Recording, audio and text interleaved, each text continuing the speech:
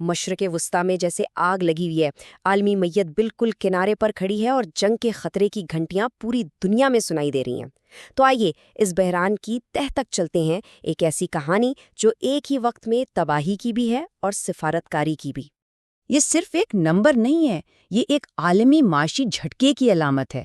ذرا سوچیں، تیل کی قیمتیں آسمان سے باتیں کر رہی ہیں اور اس سے پچھلے کئی دہائیوں کا بدترین توانائی کا بحران پیدا ہو گیا ہے۔ اور یہ نہ سمجھیں کہ یہ لڑائی صرف اسی خطے تک محدود ہے، نہیں، اس کی لہریں پوری دنیا میں محسوس کی جا رہی ہیں، ہم سب تک پہنچ رہی ہیں۔ اور اس بحران کے بیچوں بیچ ہمیں اس طرح کے انتہائی جارحانہ بیانات سننے کو مل رہے ہیں۔ امریکی صدر کا یہ دعویٰ ایک ایسی صورتحال کی طرف اشارہ کرتا ہے جو کھلی جنگ کے بہت بہت قریب پہنچ چکی ہے، لیکن کیا یہی پوری تصویر ہے؟ چلیں ذرا میدان جنگ کی تفصیلات کو دیکھتے ہیں۔ یہ ایک کے بعد ایک نہ رکنے والے حملوں کا سلسلہ بن گیا ہے، جہاں ہر ایکشن کا ری ایکشن پہلے سے زیادہ شدید ہوتا ہے۔ اچھا، اب ذرا فوجی کارروائیوں کا پیمانہ دیکھیں، یہ واقعی حیران کن ہے۔ ایک طرف تو امریکہ اور اسرائیل ہیں، جنہوں نے 9,000 سے زیادہ حملے کیے اور اس سے ایران کا تقریباً 85% ایئر ڈیفنس سسٹم تباہ ہو گیا۔ لیکن دوسری طرف ایران نے بھی بھرپور جواب دیا۔ کیسے؟ سینکڑوں بیلسٹک میزائل داغے اور سب سے بڑھ کر آبنائے ہرمز کو جزوی طور پر بند کر دیا۔ اس ایک قدم نے دنیا کی 20% تیل کی سپلائی کا گلا گھونٹ دیا ہے۔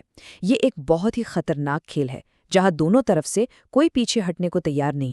فوجی کارروائیوں سے ہٹ کر اگر دیکھیں تو اس جنگ کی ایک انسانی اور معاشی قیمت بھی ہے جو بہت ہی سنگین ہے، اور یہ وہ قیمت ہے جو عام لوگ چکا رہے ہیں۔ تو آخر اس جنگ کی انسانی قیمت کیا ہے؟ اندازوں کے مطابق ایران میں 7,000 سے زیادہ لوگ مارے جا چکے ہیں، جن میں فوجی بھی شامل ہیں اور عام شہری بھی۔ دوسری طرف ایران کے میزائل اور ڈرون حملوں میں اسرائیل میں تقریباً 24 جانیں گئیں۔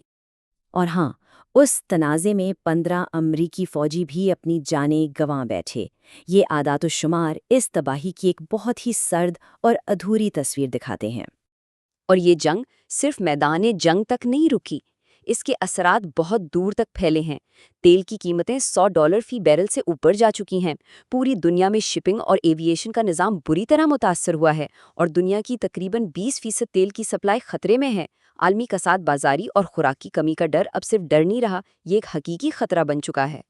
تو یہاں سب سے بڑا سوال یہ اٹھتا ہے کہ جب دونوں فریقوں کے درمیان بات چیت کے سارے راستے بند ہیں، تو کیا اس تباہ کن جنگ کو روکنے کا کوئی طریقہ بچا بھی ہے یا نہیں؟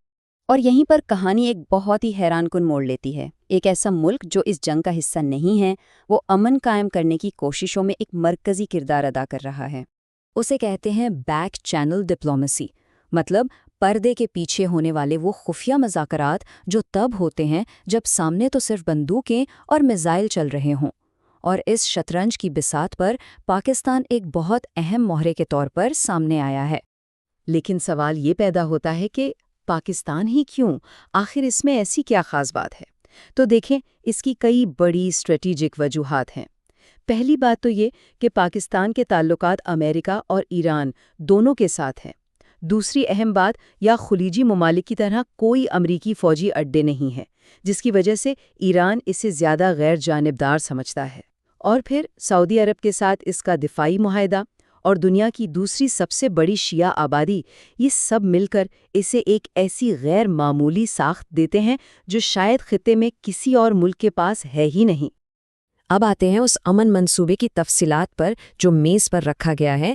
یہ ایک 15 نکاتی منصوبہ ہے، ایک ایسا جوا جو شاید اس تباہی کو روک سکتا ہے۔ تو یہ سفارتی عمل کیسے کام کر رہا ہے؟ دیکھیں، پہلا قدم، امریکہ نے 15 نکات پر مشتمل ایک منصوبہ بنایا۔ دوسرا قدم، پاکستانی حکام نے اسے خاموشی سے تہران تک پہنچایا۔ اس کی سب سے بنیادی پیشکش کیا ہے کہ اگر ایران اپنے جوہری پروگرام کو محدود کرے تو اس پر لگی پابندیاں نرم کر دی جائیں گی۔ اور اگلا ممکن ہے قدم، اسلام آباد میں ایک ہائی لیول میٹنگ۔ اس مجوزہ ڈیل کا سارا دار و مدار لین دین پر ہے۔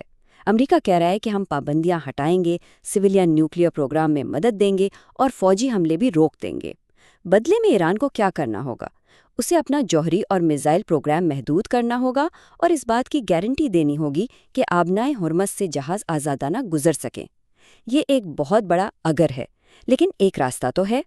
لیکن ٹھہریے، اس کہانی میں ایک اور ڈرامائی موڑ ہے۔ جب پردے کے پیچھے یہ سب کچھ ہو رہا ہے، تب عوامی سطح پر ایران کسی بھی قسم کی بات چیت سے بالکل انکاری ہے۔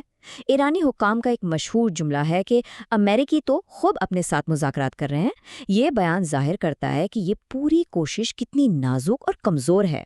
تو ان سب کے بعد ہم آخر کار کھڑے کہاں ہیں؟ ہم ایک ایسی عجیب جگہ پر ہیں جہاں جنگ بھی چل رہی ہے اور امن کی کوششیں بھی ساتھ ساتھ۔ یہ بالکل تلوار کی دھار پر چلنے جیسا ہے۔ اور یہی اس صورتحال کی اصل حقیقت ہے۔ ایک طرف میدان جنگ ہے جہاں حملے ہو رہے ہیں اور نفرت عروج پر ہے، اور دوسری طرف ہے بیک چینل جہاں ڈپلومیسی ابھی زندہ ہے اور کشیدگی کم کرنے کا ایک چھوٹا سا راستہ کھلا ہے۔ یہ دو الگ، ایک دوسرے سے بالکل مختلف حقیقتیں ایک ساتھ چل رہی ہیں، اور کوئی نہیں جانتا کہ جیت کس کی ہوگی۔ تو کیا یہ سب ایک نازک امن کی طرف پہلا قدم ہے، یا پھر یہ کسی بڑے طوفان سے پہلے کی خاموشی ہے جس کے بعد شاید مزید تباہی آنے والی ہے؟ اس سوال کا جواب صرف آنے والا وقت ہی دے گا۔